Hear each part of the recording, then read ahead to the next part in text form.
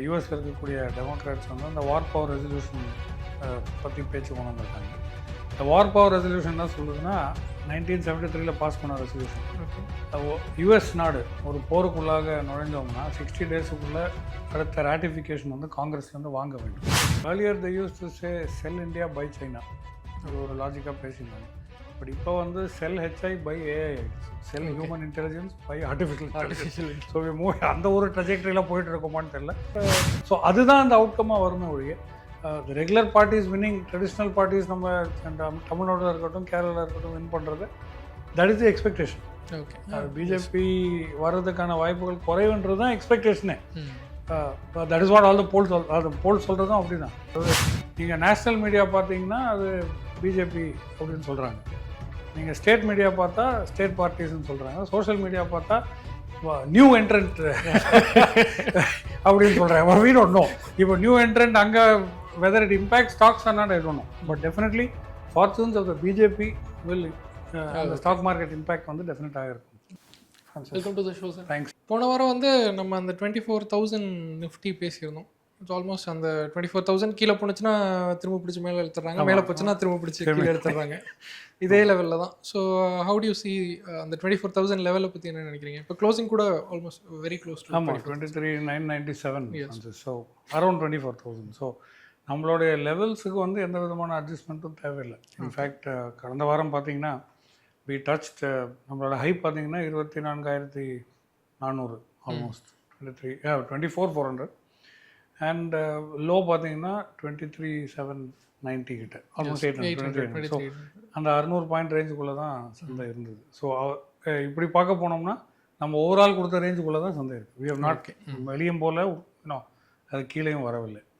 And இப்போதைக்கு வந்து சந்தை அந்த ஒரு கன்சாலிடேஷன் ஃபேஸில் இருக்கிற மாதிரி தான் I believe. So consolidation stay with the same range, அந்த 1000 பாயிண்ட் ரேஞ்சுக்குள்ளே தான் நம்ம இருக்க போகிறோம். அன்லெஸ் நமக்கு வந்து ஒரு முக்கியமான க்ளோசிங் லெவல் அப்படின்னு பார்க்க போகணும்னா 24,230 okay closing price. Okay okay, so any day suppose இந்த வாரத்தில் அந்த மாதிரி லெவலுக்கு ஹையராக சந்தை வந்து க்ளோஸ் செய்யுமானால் I think we have a good run up to retest 24,500, 24,600 levels. அதே சமயத்தில் 23,700 or 23,800, 23,750 levels குறைவாக close செய்யுமானால் we go back to the bottom of the overall range.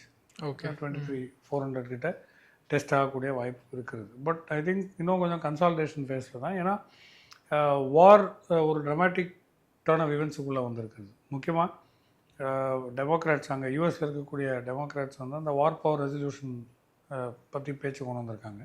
இந்த வார் பவர் ரெசல்யூஷன் என்ன சொல்லுதுன்னா 1973 பாஸ் பண்ண ரெசல்யூஷன். ஓகே, யூஎஸ் நாடு ஒரு போருக்குள்ளாக நுழைஞ்சோம்னா 60 டேஸுக்குள்ளே அடுத்த ராட்டிஃபிகேஷன் வந்து காங்கிரஸ்லேருந்து வாங்க வேண்டும். ஓகே, ஸோ தட் எண்டட் நமக்கு வந்து இப்போ April 28 அந்த 60 டேஸ் முடிஞ்சது. February, March, April வார் ஆரம்பிக்கிறதுக்கு தேவையில்லை, ஆனால் அதை ஆரம்பிக்கிறதுக்கும் தேவை. பட் இவர் ஓவர் ரைட் பண்ணி president has the right to start power to execute. அந்த 60 நாளைக்கு மேலே கண்டினியூ பண்ணனும்னா he needs காங்கிரஸ். ஆமாம், காங்கிரஸ் ராட்டிஃபிகேஷன். அது வந்து டெமோக்ராட்ஸ் கொஞ்சம் ஒப்போஸ் பண்ணாங்க. ஸோ அது கொண்டு வந்திருக்காங்க. இப்போ அந்த ஒரு அந்த ராட்டிஃபிகேஷன் பில் பேசுறதுக்குள்ளாவே இவர் வந்து வாஷிங்டன் டிசி விட்டு கிளம்பிட்டார். ப்ளஸ் அவர் இப்போ என்ன சொல்லியிருக்காரு, ட்ரம்ப் என்ன சொல்லியிருக்காரு, இப்போ நாங்கள் truce there is no war, the war is actually ended அப்படின்றத அவர் சொல்லியிருக்காரு. ஸோ அவருக்கு வந்து இது ஃபேஸ் பண்ணால் பிரச்சனை வரும்ன்றது அவருக்கு தெரியும். ஸோ ஈ சேஸ் த வார் வந்து முடிந்து விட்டது, the war is ended, so ratification எதுவும் தேவையில்லை, ஏன்னா இப்போ சீஸ் ஃபயர் தானே, போர் கிடையாது இல்லை இப்போ அப்படின்றது அவரோட ஜஸ்டிஃபிகேஷன். ஸோ அன்சர்டனிட்டி இது ஒரு பக்கம். ஈரானுடைய கண்டிஷன்ஸ் இவருக்கு பிடிக்கிறது இல்லை, ஏன்னா இவர் சொல்கிற கண்டிஷன்ஸில் தான் போர் முடியுன்றது இவர் பார்க்குறாரு. அண்ட் ஸோ இது எதுக்காக நம்ம கூறுறோம்னா the markets get into that phase. Okay, proposal கொடுத்தா கொச்சாயினோட விலை இறங்குது, ஸ்ட்ரெயிட் ஓவர் திறப்பாங்கன்றது, ப்ரப்போசல் ரிஜெக்ட் ஆனால் திருப்பி ஏற்றம் நடக்கிறது, markets get volatile again. So ஒரு கன்சால்டேஷன் ஃபேஸ், ஒரு கிளாரிட்டி வர வரைக்கும் ஒரு consolidation phase for all this. அது க்ரூடுமே போனதில் வந்து 126 வரைக்கும் போச்சு. நிஃப்டி வந்து லோ அந்த 23,800 டச் பண்ணதுக்கு முந்தின நாள் தான் இது வந்து 126 போகுது. ஸோ இந்த volatility in crude price will continue. அதை பார்த்துட்டு இருக்கோம் டெய்லி வந்து அப்படி தானே. 126 போய் அங்கேயும் ஹோல்ட் ஆகலையே. Okay, came back down to 107. இப்போ பார்த்தீங்கன்னா 107, 109 அந்த ரேஞ்சில் இருக்குது. WTI க்ரூட் ப்ரைஸுமே ஏறி இருக்கு. இப்போ ஸோ இந்த ஒன் இந்த யூஎஸ். ஸோ அதுவும் $100 மேலே ட்ரேட் ஆகி வருது. So that is a little tricky for him also. It adds to a lot of pressure. இது எதுக்காக சொல்கிறோம்னா அது வந்து லோக்கல் ப்ரெஷர், அவருக்கு politically local pressure. Because inflates அங்கே இருக்க gas prices and fuel price வந்து ஏறும். ஆல்சோ அட் திஸ் டைம் நிறைய பேங்க்ஸோடைய சென்ட்ரல் பேங்க்ஸோடைய மீட்டிங்ஸ் வந்து கடந்த வாரம் நடந்திருக்குது. ஓகே. ஸோ ஃபெடரல் ரிசர்வோடைய மீட்டிங் வெனஸ்டே இருந்தது, Bank of England, European Central Bank, அதே போல் பேங்க் ஆஃப் ஜப்பான், இது எல்லாமே வந்து மீட்டிங் வெனஸ்டே தேர்ஸ்டேக்குள்ளே அவங்களுடைய அவுட்கம் வந்து இப்போதைக்கு ரேட்ஸை ஹோல்ட் பண்ணியிருக்காங்க. பட் பேங்க் ஆஃப் இங்கிலாந்து அதே சமயத்தில் பேங்க் ஆஃப் ஜப்பான் என்ன சொல்லியிருக்குன்னா, ஜூன் மாதத்தில் இதே இன்ஃப்ளேஷனரி ப்ரெஷர் இருந்ததுன்னா இன்ட்ரெஸ்ட் ரேட்ஸ் ஏற்றுறதுக்கான வாய்ப்பு வந்து டெஃபினட்டாக இருக்கிறது. So they're looking considering to increase rates. Okay. Because of இந்த oil price volatility and not just volatility, இந்த இன்ஃப்ளேஷன் பணவீக்கம், இந்த வாலட்டிலிட்டினால வரக்கூடிய பண வீக்கத்தினால we might increase rates ன்னு சொல்லியிருக்கு. So this is also affecting markets in a way. இது தவிர இன்னொரு டெவலப்மெண்ட் போன வாரம் என்ன நடந்ததுன்னா, நம்ம UAE வந்து OPEC விட்டு வெளியே போகிறாங்க அப்படின்னு. OPEC அவங்க எப்போதுமே அந்த காட்டல் வந்து இஸ் அ வெரி ரொம்ப ஸ்ட்ராங்கான காட்டல், ப்ரைஸஸ் வந்து ரொம்ப டைட்டாக கண்ட்ரோல் பண்ணுற ஒரு காட்டல். இப்போ இதிலேருந்து UAE மாதிரி ஒரு பவர் ஹவுஸ் வெளியே போகிறது, அதை எப்படி பார்க்குறீங்க? ஆக்சுவலி இதோட எஃபெக்ட் என்னவாக இருக்கும்? இது வந்து இந்த OPEC வந்து ஆல்மோஸ்ட் 63 இயர்ஸாக இருக்கிறது. It's a cartel that is been there for almost 63 years or more. இது மெயினாக வந்து பார்த்தீங்கன்னா சவுதி அரேபியா கண்ட்ரோல் காட்டல். ஏன்னா அவங்க தான் அது பிரசிடென்சி, அவங்களோட இன்ஃப்ளூயன்ஸ், ஏன்னா தே hold the largest reserve amongst these countries. So அவங்க நிர்ணயிக்கிறது தான் அந்த ப்ரைஸிங், அவுட்புட் அண்ட் ப்ரைஸிங் வந்து அவங்க கையில் இருக்கிற மாதிரி தான் நமக்கு தெரியும். பட் இது வந்து UAEக்கு வந்து கொஞ்ச நாளாக, இப்போ ஒரு சமீப காலத்தில் அட்லீஸ்ட் ஒரு 5 to 10 இயர்ஸ் வந்து இவங்க சவுதி அரேபியா கிட்ட லாகரேட்ஸில் தான் இருந்திருக்காங்க. ஓகே. ஸோ ஏன்னா அவங்களுக்கு வந்து இந்த எண்ணெய் மட்டும்தான், apart from financial facilities that R offered இந்த UAE, அவங்களுக்கு மெயினாக இருக்கக்கூடியது இந்த எண்ணெயோடைய விற்பனை சார்ந்த அந்த வருமானம் தான். ஸோ அவங்களுக்கு வந்து அவங்களுடைய உற்பத்தி அவுட்புட் வந்து கூட்டணுன்றது தான் UAEயோடைய நோக்கம். பட் சவுதி அரேபியா வந்து அதை கண்ட்ரோல் பண்ணி வச்சுருக்கு. ஏன்னா குளோபல் ப்ரைஸிங், அவங்க US ப்ரெஷர், நிறைய கேம்ஸ் இருக்குது. ஸோ இது வந்து ப்ளஸ் இந்த டைமில் வந்து கார்டல் மெம்பராக இருந்துமே nobody could protect the UAE from the attacks of another cartel member. Iran is also OPEC member. But அதை கண்ட்ரோல் பண்ண முடியவில்லை அப்படின்றத இவங்களுக்கு அது ஒரு காரணமாக வச்சு சவுதி அரேபியா கூட இருக்கக்கூடிய அந்த டிஃப்ரென்ஸ் ஆஃப் ஒப்பீனியன் வைத்து இவங்க இப்போ வெளியிடுறாங்க. இவங்களால ப்ரொடெக்ட் பண்ண முடியல, நாங்கள் வந்து எங்கள் வழியை பார்த்துக்கிறோம். So we want to push up oil pricing, not oil pricing, oil production volume increase பண்ணோம். 2027க்குள்ளே 5 மில்லியன் பேரல்ஸ் பர் டே உற்பத்தி செய்கிறதுக்கான பிளான் அவங்க வந்து. So which I think is good. இதில் நமக்கு பாசிட்டிவ் ஃபேக்டர் என்னென்னா, that crude is going to come here. I mean we are going to refine it and it's light sweet, so it's easier than the Venezuelan crude. Okay. So நமக்கு வந்து அதை refine பண்ணி விற்று இவங்களுக்கு we are going to pay them back. So it's a ஒரு மாதிரி healthy cycle. நமக்குமே crude pressures வராது, அதே சமயத்தில் ப்ரைஸிங் வந்து கொஞ்சம் ஹேவயர் ஆகக்கூடிய பாசிபிலிட்டிஸும் இருக்குது. ஏன்னா தே கம் அவுட் கார்டல் வீக்னஸ் இந்த ஓவரால் ப்ரொடக்ஷன் இருக்கலாம். இப்போ UAE வந்த உடனே the other members can also decide to move. So Trump successfully அது ஒரு இந்த கார்டல் பிரேக்கப்பும் அவர் என்ஜினியர் பண்ணியிருக்காருன்றத அந்த ஒரு யூனிட்டியுமே டிஸ்யூனிட்டி கொண்டு வந்திருக்காருன்றது it's good thing. And India பொறுத்த வரைக்கும் இந்த லாங்கர் நமக்கு ஒரு நீண்ட கால அடிப்படையில் அந்த UAEயோடைய சப்ளை ஆஃப் க்ரூட், ஏன்னா we are going to be the refining end. அப்படி இருக்கும்பொழுது and supply to the world. ரெண்டாவது காம்படிஷன் இன்க்ரீஸ் ஆச்சுன்னா obviously prices also will stay a little under control. ஆமாம். இதில் என்ன ஒரே ஒரு சேலஞ்ச் ஃப்ரான்சிஸ் எனக்கு தெரியுதுன்னா, இப்போ UAE க்ரூட் எப்படி நமக்கு எட்ட போகுது என்பது. Because you still have to pass through the strait and the strait is blocked. So so இப்போ பைப் லைன்லாம் போட முடியும் அவ்வளோ தூரத்துக்கு. பட் ஐம் ஜஸ்ட் சேயிங், அது இது ஐடியா இஸ் குட், நமக்கு ஹெல்த்தியாக இருக்குது, லாங்கர் டேர்மில் இந்த ட்ரெண்ட் நல்லாயிருக்கும். போர் நிறுத்தினா ஆஃப்கோர்ஸ், பட் இதுக்கு ஆல்டர்னேட் ரூட்ஸ் எப்படி பண்ண போகிறோம்ன்றது, ஏன்னா ஸ்டேட் ஆஃப் ஹோர்முஸ் தான் அதோட closest way to India. Okay. So how அந்த ரூட்டிங் வந்து எப்படி ப்ளே அவுட் ஆக போகிறதுன்றது தான் சேலஞ்சு. ஓகே. ஏன்னா இப்போ கூட நீங்கள் பார்த்தீங்கன்னா நிறைய European countries Suez canal avoid பண்ணுறாங்க. Though that is the shortest route. 21 days பொருள் வந்து எடுத்துகிட்டு வரலாம் ஃப்ரம் வேறவர். For them Suez is the closest, Egypt Africa வழி. Instead they going round Africa, Cape of Good Hope சுற்றி 51-55 days ஆகும் அவங்களுக்கு ட்ரான்ஸ்ஃபர் பண்ண. ஏன்னா அங்கே யமன் ஹவுத்தீஸ் வந்து ஹெஸ்புல்லாவுடைய பார்ட்னர்ஸ், லிபியன் ஹெஸ்புல்லாவுடைய partners, they are creating havoc in the Suez canal. So இவங்க வந்து சுற்றி வராங்க. So with Suez also blocked, the Red Sea approaching blocked, Strait of Hormuz also blocked. UAE's plan is good, but in the crude நமக்கு எப்படி வருது? Okay. So இந்தியாவோட ரிஃபைனரிஸ்க்கும் இது definitely beneficial. ஆமாம், பெனிஃபிஷியல். ரிஃபைனரிஸ் மட்டும் இல்லை, உங்களுக்கும் எங்களுக்கும் அது நல்லா இருக்கும். ஐ திங்க் க்ரூட் ப்ரைஸ் கொஞ்சம் கண்ட்ரோலில் நிற்கும். இல்லாட்டி you might find spikes in price. அதுக்கப்புறம் நம்ம போன தடவை ருப்பியை பற்றி பேசணும். ஆமாம், அது ஸ்லைடு போன வாட்டியே கண்டினியூஸாக இருந்தது. இந்த தடவை அது இன்னும் கண்டினியூ ஆயிருக்கு. ஆல்மோஸ்ட் 95லாம் டச் ஆகிடுச்சு. அப்புறம் திரும்ப ஸ்லைட் ரீபவுண்ட் இருந்திருக்கு. அண்ட் ஜென்ரல் மார்க்கெட் சென்டிமெண்ட்டுமே இது இன்னும் கண்டினியூ ஆகுன்ற மாதிரி தான் இருக்குது. அதை பற்றி என்ன பார்க்குறீங்க? இல்லை, இது நம்ம சொன்னோம்ல, இந்த ஆர்டிஃபிஷியலாக இன்டர்வியூன் பண்ணி ஒரு ருப்பி ரேட்டை, ஒரு கரன்சி ரேட்டை வந்து அட்மினிஸ்டர் பண்ண முடியுது. ஏன்னா மார்க்கெட் ஃபோர்ஸ் ஆல்வேஸ் ஸ்ட்ராங்கர். எவ்வளோ நாளைக்கு உங்கள் ரிசர்வ் வச்சு அதை கண்ட்ரோல் பண்ண முடியுன்றது தான் நோக்கமே. ஸோ தட் இஸ் இதுதான் நார்மல் ட்ரஜெக்டரி தான். அது better allow it because that is where it is going. நான் சொன்ன மாதிரியே தான் அதோட எக்ஸ்பெக்டேஷன் வந்து 97, 98 போகிறதுக்கான வாய்ப்புகள்லாம் ரொம்ப ஸ்ட்ராங்காக இருக்குது. இந்த இயர் எண்டுக்குள்ள பாசிபிலிட்டி இருக்குது. ஏன்னா but RBI will keep trying doing something. அதே சமயத்தில் இதே தான் ஜாப்பனீஸ் பேங்க் ஆஃப் ஜப்பான் கூட இன்டர்வியூன் பண்ணியிருக்காங்க. இப்போ ரீசெண்டாக பார்த்தீங்கன்னா ரொம்ப காலமாக இந்த போர் துவக்கத்துலேருந்து 159 yen டு த டாலர், இதுதான் அந்த இறக்கத்தில் இருந்தது. 143, 144லேருந்து 159 வரைக்கும் வந்துச்சு Japanese yen, dollar yen rates. நேற்று முன்தினம் அதுக்கு 2 நாள் முன்பதாகலாம் பேங்க் ஆஃப் ஜப்பான் வந்து heavy intervention to support the Japanese yen against the dollar. So அது வந்து 155, 156க்கெலாம் கொண்டு வந்தால் பார்த்தோம். பட் அகெயின் இது சஸ்டைனபிளான்னு கேட்டால் it remains to be scene.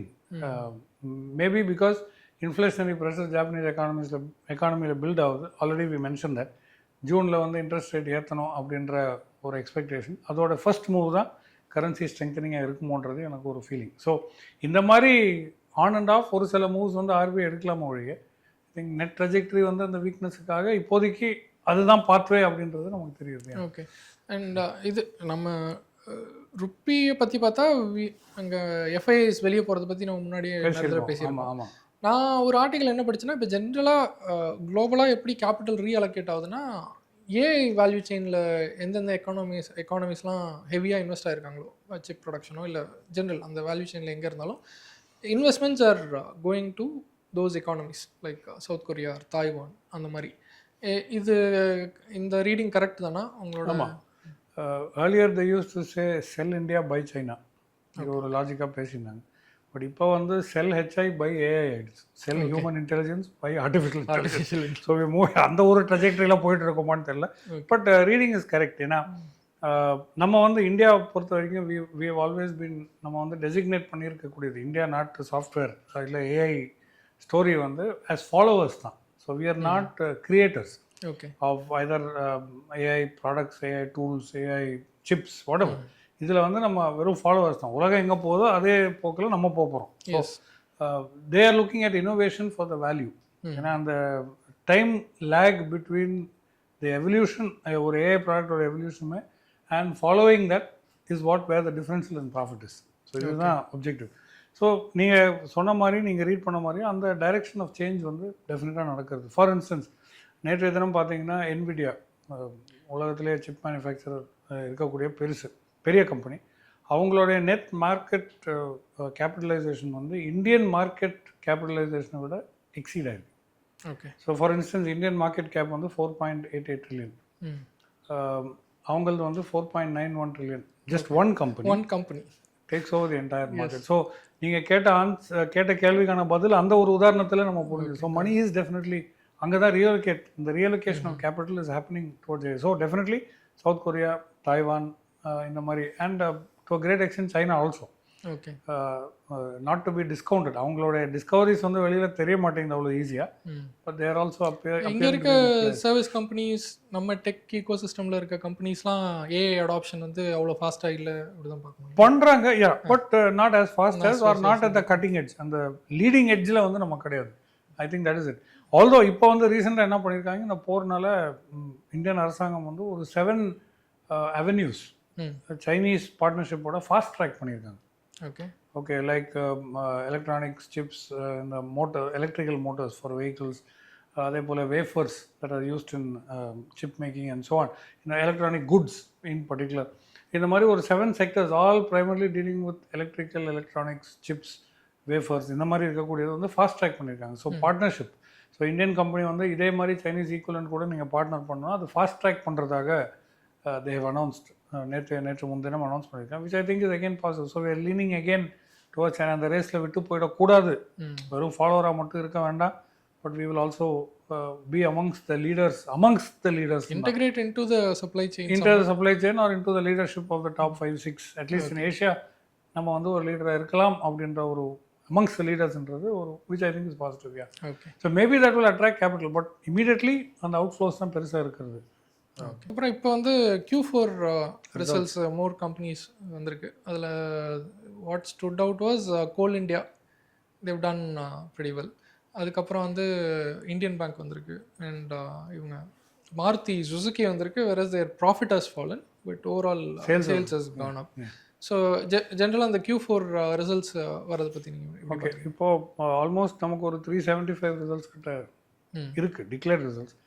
375 results இவ்வளோ பெரிய நம்பர்னு நினைக்காதீங்க. அதில் வந்து 4500 கம்பெனி இருக்கிறது. அதில் 375 தான் நமக்கு வந்துருக்கு. Less than 10. பட் இந்த வாரம் அடுத்த வாரம்லாம் டெய்லி வந்து நமக்கு ஒரு 40-50 ரிசல்ட்ஸ் வரக்கூடிய நாட்கள். ஓகே. So very intense. இதில் ஓவராலாக ஒரு பிக்சர் வேணும்னா நெட் ப்ராஃபிட் க்ரோத் வந்து ப்ராபப்ளி அபவுட் 8-9%, சிங்கிள் டிஜிட் தான். whereas revenue maybe 12-14%, but that is mostly driven by smaller companies. And the revenue 14% is not the big ones. It is mostly the smaller ones that are growing exorbitantly. Certain small companies, சிறு கம்பெனிகள் வந்து பெருசாக வளர்ந்துருக்கு. அந்த revenue growth தான் இங்கே ஓவராலாக result வந்திருக்கக்கூடிய ஒரு பிக்சர் அப்படின்றதையும் சொல்லலாம். ஸோ பெரிய கம்பெனிஸ் நிறையவே நம்ம எக்ஸ்பெக்டேஷனை விட பிலோ பார் தான் பர்ஃபார்ம். அந்த 8% ஆவரேஜ் நீங்கள் இப்போ நான் ஓவரால் மார்க்கெட்டில் ப்ராஃபிட் க்ரோத்தை 8-9% சொல்கிறோமே, அதை விட குறைவு தான் எஸ்டாப்ளிஷ் கம்பெனிஸோட ப்ராஃபிட் க்ரோத் இருந்திருக்கு. ஸோ பெஞ்ச்மார்க் ஓவரால் ஆவரேஜுக்கு விட குறைவாக தான் அவங்களோட பர்ஃபார்மன்ஸ். So doesn't qualify. அந்த ஒரு சென்ஸில் it is not a great result season அப்படின்றதான் சொல்ல முடியும். எஸ், நீங்கள் கோல் இண்டியா மென்ஷன் பண்ணீங்க, decent results for a PSU. ஆமாம், டெஃபினெட்லி குட். சுசுகி ஆஃப்கோர்ஸ் இது வந்து ஒரு அவுட்லயராக நம்ம சொல்லியிருந்தோம். ஏன்னா நம்ம ஒரு எபிசோடில் வந்து போஸ்ட் வார் ஸ்டாக்ஸை பற்றி பேசும்போது ஆட்டோ, அப்போ நீங்கள் Q4 பற்றி கேட்டிங்க. இதில் வந்து இவங்க ஒன் ஆஃப் த ரீசன் சொல்கிறது வந்து டேக்ஸ் ரீஅட்ஜஸ்ட்மெண்ட் அவங்க ப்ரைஸை வந்து அட்ஜஸ்ட் பண்ணல, பட் டேக்ஸ் காட் அட்ஜஸ்டட். ஆமாம். So they got some refunds and stuff like that and some tax adjustments also. All in all profit wise there, but I think sales numbers are also doing good. And அந்த post war recovery ஸ்டாக்ஸில் பேசிகிட்டு இருக்கும்போது auto ஒரு அவுட்லயராக இருக்குமோன்னு நான் அன்றைக்கி கூட சொன்னேன். ஏன்னா வி ஹேட் அ ஃபீலிங், ஏன்னா 4 வீலர்ஸ்லாம் சிலதெல்லாம் அந்த டைமில் வந்து அவங்களோட சேல்ஸ் நம்பர்ஸை ரிலீஸ் பண்ணாங்க. நம்மளோட எக்ஸ்பெக்டேஷனை க்ரூட் ப்ரைஸ் ஏறும், இல்லை ஏற்றம் வரும்பொழுது people may migrate or delay their decision. அந்த 4th குவார்ட்டரில் வந்து பர்ச்சேஸ் பண்ணக்கூடிய வெஹிக்கிள்ஸ், வாகனங்களை வந்து டிலே பண்ணி வெயிட் பண்ணலாம் அப்படின்றது. பட் அவ்வளோ பெரிய அளவில் அந்த டிலே வரல. Sales numbers from most companies look strong. அதனால தான் அப்போவே நம்ம அவுட்லயராக இருக்குமோ அப்படின்றது auto segment. And Maruti is probably one leading example of that. இனிமேல் வர வேண்டியது நிறைய இருக்குது. It is the biggest. So it's the biggest automaker. Yes. You also have Hyundai Hyundai coming in. You have Mahindra and Mahindra and a lot of other auto companies coming in. அவங்களோட numbers கொஞ்சம் ஸ்ட்ராங்காக இருக்கும். அதே சமயத்தில் offtake of electric appears to have grown. ஏன்னா ஒரு fear ஃபேக்டர்னால crude price ஏற்ற போகிறாங்கன்னா ஒரு ரூமர் இருந்தது. சொல்லிய ரூமர், நத்திங் கன்ஃபார்ம். தோ IOCL சொன்னாங்க we are not raising the price of fuel price or gas price, எதுவுமே ஏற்றம் வராது அப்படின்றது IOCL திட்டவட்டமாக டிக்ளரேஷனாக கொடுத்துருக்கேன். But still shift to electric has been there. So companies like Tata Motors might see an uptick in அந்த ஒரு நம்பர். So auto looks like to be a strong outlier this time. Okay. இது Q4 ரிசல்ட்ஸ் வந்து முக்கியம் எல்லாரும் பார்த்துட்டு இருக்காங்க. பட் அதை விட எல்லாம் ரொம்ப ஆர்வமாக பார்க்குறது வந்து எலெக்ஷன் ரிசல்ட்ஸ். ஓகே. ஸோ இந்த எலெக்ஷன் ரிசல்ட்ஸ்க்கும் மார்க்கெட்டுக்கு என்ன சம்மந்தம்? ஏன் அது மார்க்கெட் ஏன் எலெக்ஷனை இவ்வளோ உன்னிப்பாக கவனிக்கிறாங்க? ஓகே. இதில் ப்ளே எப்படின்னா, ஃப்ரான்சிஸ், என்னுடைய ரீடிங் பிரகாரம், if there is a party at the center, okay, ruling party, அதோடைய பர்ஃபார்மன்ஸஸ் வந்து இந்த ஸ்டேட் எலெக்ஷன்ஸில் எப்படி இருக்குன்றது, it is like a vote for continuation or a vote for incumbency or anti incumbency. ரெண்டுமே கான ஓட். ஃபார் இன்ஸ்டன்ஸ், இப்போ வெஸ்ட் பெங்கால் வந்து அவங்க இன்ரோட்ஸ் ட்ரை பண்ணிட்டு இருக்காங்க வெரி ஸ்ட்ராங்லி. ஏன்னா TMC has been very strong there. So அங்கே for instance if BJP were to come to power, இது வந்து I'm just ஸ்பெக்குலேட்டிங், right, market behaviour எப்படி இருக்குன்றதை நான் சொல்ல வருமே தவிர இட் இஸ் நாட் இப்படி இதுதான் எக்ஸிட் போல்ன்றதை நான் சொல்ல வரேன். ஒருவேளை அங்கே பிஜேபி பவருக்கு வந்தால் S it means that BJP's policies are more widely accepted even in Bengal. Okay, got it. So, that is a positive fillip. The markets could see a rise. Whereas TMC continuation is like, okay, that is the expectation. Yes. But BJP oda performance ரொம்ப ஸ்ட்ராங்காக வந்து அவங்க if they are able to form a party in government in West Bengal, that of course will change the dynamics of the market. அன்னைக்கு ஒரு நாட்களுக்கு வந்து ஒரு boost கிடைக்கும். Because it is a pro competency vote அப்படின்றத மாற்றத்துக்கான ஒரு இது. அசாம் எனிவே அவங்க ruling party, so I think they've continue. அது வந்து we are not concerned. Pondicherry also looks like they were already part of the ruling party, so too small for consideration. But Tamil Nadu and Kerala also fall into this. You know, இது traditionally non-BJP ruled states. Yes. Conventionally non-BJP ruled states னு வச்சுக்கலாம். So இங்கேயுமே where these things move in the outcome, pro BJPக்கு ஒரு ஓட்டுனா their alliances have to win, or the number of seats or the market share increases or whatever, that will show that anti-incumbency levels are persistent and BJP ஓட policies வந்து இங்கே சீப்பின் ஆகுதுன்றது மார்க்கெட்டுக்கு ஒரு செய்தி, right? If BJP forms a government in alliance or otherwise in Tamil Nadu or in Kerala, that is a pro-competency vote for the center. It's state government மாற்றங்களை பற்றி நான் பேசல. ஏன்னா election they are looking at the impact of the center and therefore stock market oda move எப்படி இருக்கும்.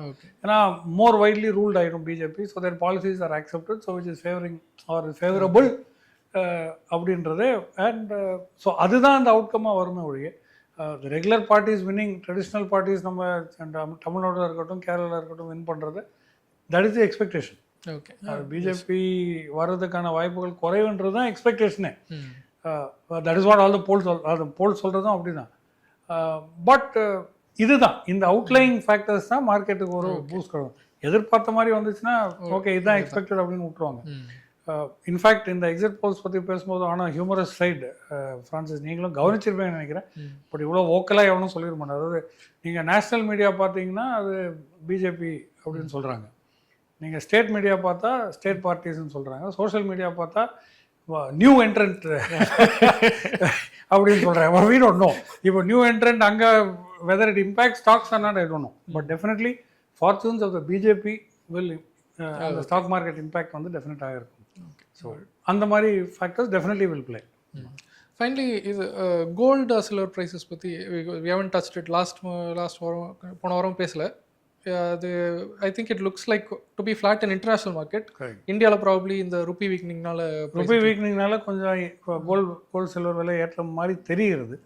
But yeah 95லாம் வரும்போது டெஃபினெட்லாக gold price வந்து இங்கே we are importing gold. Yeah so certainly gold and silver internationally remaining flat. But again இந்த war பிரச்சனைகள் முடிந்து let's assume that இந்த வாரம் ஸ்பெகுலேட் பண்ணுறோம், இந்த வாரம் வந்து ஒரு அவுட்கம் வந்துச்சு, போர் முடிஞ்சிச்சு, ஸ்ட்ரெயிட் ஹார்மஸ் ஓப்பன் ஆச்சுன்னா crude prices will start correcting first. Okay, அப்புறம் தான் எக்கானமிஸ், அதாவது உலக பொருளாதாரங்கள் எல்லாமே இந்த இன்ஃப்ளேஷன் பண வீக்கத்தோட இம்பேக்ட் எப்படின்றத அசஸ் பண்ண ஆரம்பிக்கும். ஓகே, அந்த டைமில் தான் திருப்பியும் கோல்டு அண்ட் சில்வர் வந்து ஒரு ஏற்றத்தை சந்திக்கிறதுக்கான வாய்ப்பு. போர் தொடர்ற வரைக்கும் கண்ட்ரோல் ரேஞ்சுக்குள்ள தான் ஒன்றும் பெரிய மாற்றங்கள் எதுவும் இருக்காது. எக்ஸப்ட் நம்ம currency weakness R strengthening will affect small impacts மட்டுமே. அண்ட் நிஃப்டி உங்க ரேஞ்ச் வந்து we are holding, I am not changing, we are still consolidating. So broader range பார்த்தோம்னா 23,400 to 24,400 okay or whatever, right? இதில் முக்கியமான close நம்ம பேசுன மாதிரி 24 close வந்து 24,230 to 260. அதுக்கு மேலே ஒரு close கிடச்சதுன்னா we have a good chance of the rally. A breakdown below 23,700 அப்படி வந்தால் we go back to the bottom of the overall range, which is 23,400 levels. We might just test that. But otherwise consolidation rangeல தான் இருக்கிற மாதிரி எனக்கு தெரியும். Of course FII's outflows is a point of concern also. அது ஏன் சொல்லி ஆகணும். ஆமாம், டிஐஎஸ் பற்றியும் நம்ம போன வாரம் பேசிக்கலாம். இந்த வாரம் எப்படி இந்த மாதம் மட்டுமே நீங்கள் பார்த்தீங்கன்னா அவங்களுடைய ஆர் 2026 2026 இந்த வருஷத்தில் பார்த்தீங்கன்னா அவங்களோட அவுட்ஃப்ளோஸ் வந்து ஆல்மோஸ்ட் 20 பில்லியன் தாண்டிச்சு. 20 billion dollars yes, right? Whereas the buy-in by the FIIs have been only close to about 15 billion. So it looks like the outflow has been stronger. ரெண்டாவது ஏப்ரல் மாதத்தில் first time ஒரு inversion நம்ம பார்க்குறோம். நார்மலாக DII volumes வந்து DII by volumes வந்து எஃப்ஐஐஸோட net செல் வால்யூமை விட அதிகமாக இருக்கும். எப்போவுமே அப்படி தான் இருக்கும். அவங்க 70,000 விற்றா இவங்க 90,000 கோடிக்கான பையிங் இருக்கும் அப்படின்னு. இந்த மாதம் மட்டுமே அது இன்வெர்ட் ஆயிருக்கு. டிஐஎஸோடைய நெட் பை வால்யூம் வந்து எஃப்ஐஎஸோட நெட் செல் வால்யூமை விட குறைவாக இருக்குது. So means 2-3 things. எஃப்ஐஎஸ் வந்து தொடர்ச்சியாக விற்றுட்ருக்காங்க. அவங்க அதுக்கு எந்த மாற்றம் இல்லை. Rupee weakness, valuation, AI shift, இது எல்லாமே அது பிளேன் ஆகுது. டிஐஎஸுக்குள்ளே வருகின்ற அந்த முதலீடுகள் குறைஞ்சிருக்கான்றது we have to wait and watch. And the biggest offset has been with NBFCs, banks, financing companies, followed by software and technology stocks.